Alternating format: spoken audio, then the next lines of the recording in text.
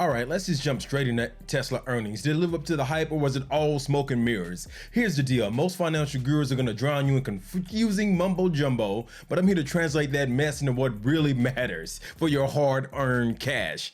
Forget about all the boring charts and endless numbers. We're all about making money, ditching those old school investment ideas, and building true wealth. So let's break down this Tesla roller coaster and see if there's any treasure hiding in all that wreckage. So Elon talked about more affordable models coming in early 2025 or sooner. Is that really true? Because there's been rumors that those models have been scrapped altogether due to some of the financial numbers we're going to look at in a second.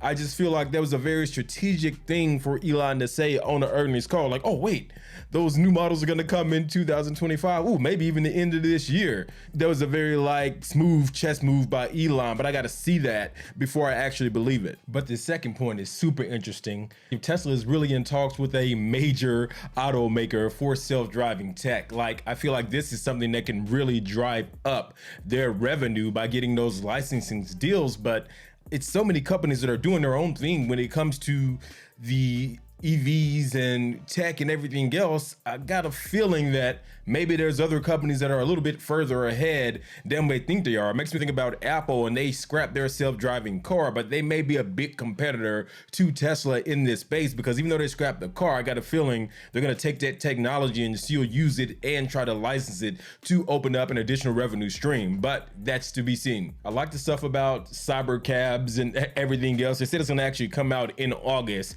so that'll be interesting to see. Let me know in the comments what you feel about robo taxis. I'm somebody who's a very early adopter when it comes to tech, but I got kids and stuff, man. I don't know how I feel about getting in a robo taxi in driverless car. I might get in one to go around the block, but I got to make sure it's not locking me in and I can bail out if I need to bail out. But it's a very cool thing that may happen in the future. I'm excited about it, but I need other people to test it because I am not going to be the guinea pig for a self-driving taxi. Then the last point from the earnings call is that Elon talked about the humanoid robot called Optimus, which sounds like some iRobot stuff. I would test one out somewhere away from my family just to see how it works out. And it may be interesting. It may be a situation where factory workers can get replaced by this Optimus so they can get licensed out to do very basic manual labor on assembly lines. And it's going to be cool to see that Optimus robot in gigafactories. But let's go ahead and jump into Webull to actually check out some of the financials to get to the nitty gritty. Instead of just talking about it on surface level, I want you guys to learn how to look at the numbers and what some of these numbers actually mean for the companies. And of course, we see their stock price here back up 12%. So when you see something called ROA, that means return on assets. So for me, I just think of that as a level of efficiency for the company and how well they're doing with the actual assets that they have for generating revenue. So if you look at that's down 63%. And then we jump over to ROE, which is just a return on equity, also down. Earnings per share down as well. Debt to asset is one that I'm always paying attention to, because don't overcomplicate this stuff. Just think of it very simply, how much debt does a company have versus assets? It's just like you.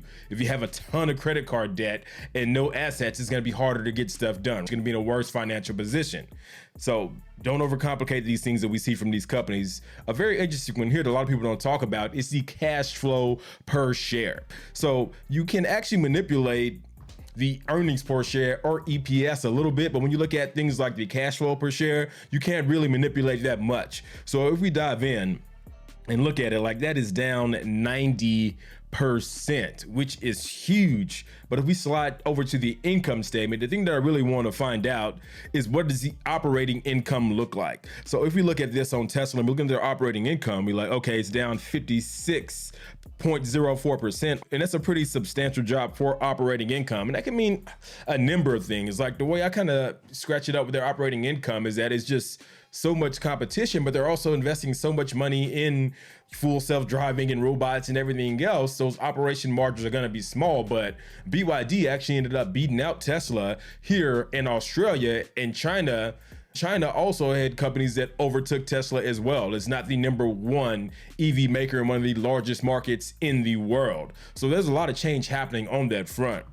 And diving into some of these other numbers, we can jump in and just go down to the balance sheet. And this is what I said before, that debt versus asset ratio. So if you look at it, the blue is going to actually be their assets, and then the purple is the liability. Shout out to Robert Kiyosaki for teaching me that 20 years ago. We want to definitely have more assets than liabilities. But when you look at this company, 40% debt to asset ratio, it's been holding pretty steady. I don't see any major drops there. But when you're looking at a company, especially these newer companies and some gurus are telling you to invest in, go look at their debt to asset ratio and see if they're actually underwater, because some of these companies are, that these gurus are telling you to invest in. So you'll know how to play that. You can go in and look at things like the debt to asset ratio. And then we're going to get a deeper dive into their operating cash flow. So looking at operating cash flow, down in 90%, which is huge. I mean, look at some of these numbers, 4.37 billion last quarter and 242 million now.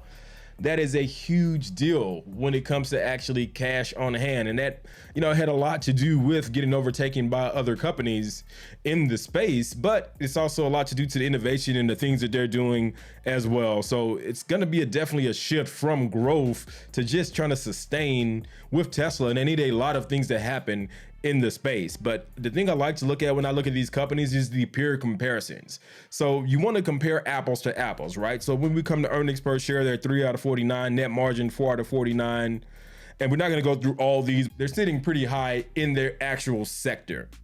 But it's really no sugarcoating it. Tesla is a gamble. The question is, do you believe in Elon's vision and are you comfortable with that risk? Or is it all about the sleek cars, futuristic tech, or the idea of sticking it to the man? You got to figure out your why before you actually throw your money in. Tesla ain't your typical Wall Street investment. It's about shaking things up and taking a chance on the future. You can see them talking about robots and full self-driving taxis and everything else. So if you're tired of the same old, Tesla might be your ticket to the ride. But remember, this is a roller coaster, not a rocket chair.